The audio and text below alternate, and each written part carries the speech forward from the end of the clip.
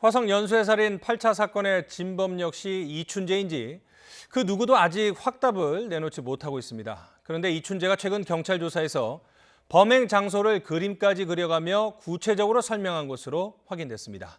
안윤학 기자의 단독 보도입니다.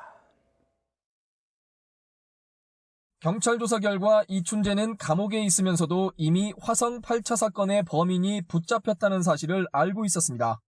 본인이 입을 닫는다면 더 이상 추궁받지 않을 사건이란 걸 알면서도 굳이 털어놓은 겁니다. 허세를 부리기 위한 사건 부풀리기라는 분석까지 나오면서 자백의 진실성에 의문이 제기됐지만 이춘재가 8차 사건 범인일 가능성은 점점 커지고 있습니다. 경찰은 이춘재의 진술 가운데 유의미한 부분이 있다며 8차 사건 수사 기록을 다시 검토하고 있다고 밝혔습니다.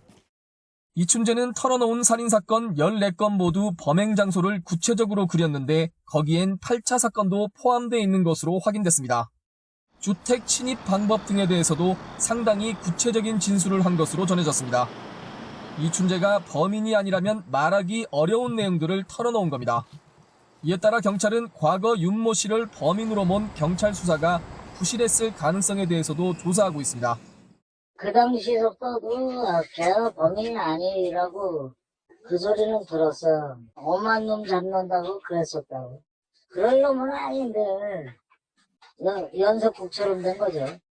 경찰은 이미 8차 사건 범인으로 징역형을 살고 나온 윤 씨를 2번 만나 얘기를 들었습니다.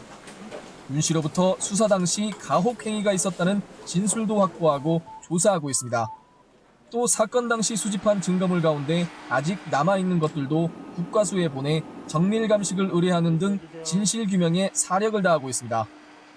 이런 가운데 재심 전문 박준영 변호사가 윤 씨의 변호인을 맡기로 하는 등 8차 사건에 대한 재심 절차도 본격화할 것으로 보입니다. YTN 안윤학입니다.